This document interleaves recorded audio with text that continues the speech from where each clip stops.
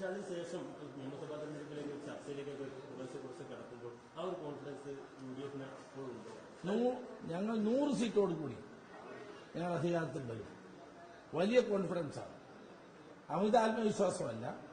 വസ്തുതാപരമായി പരിശോധിച്ചാൽ ഈ കഴിഞ്ഞ 10 വർഷത്തിനിടയിൽ LDF ഭരണം ജനങ്ങളെ പൂർണ്ണമായും അവഗണിച്ചുകൊണ്ടുള്ള ഭരണമായി.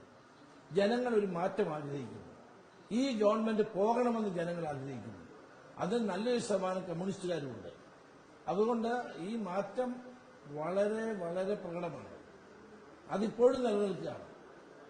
ഇപ്പോൾ പരാജിതന്റെ ഒരു കപട ആത്മവിശ്വാസമാണ് മുഖ്യമന്ത്രിയെ കൊണ്ട് 110 സീറ്റ് പറയിച്ചത്. അത് പറയാൻ അവർക്ക് സ്വാതന്ത്ര്യമുണ്ട്.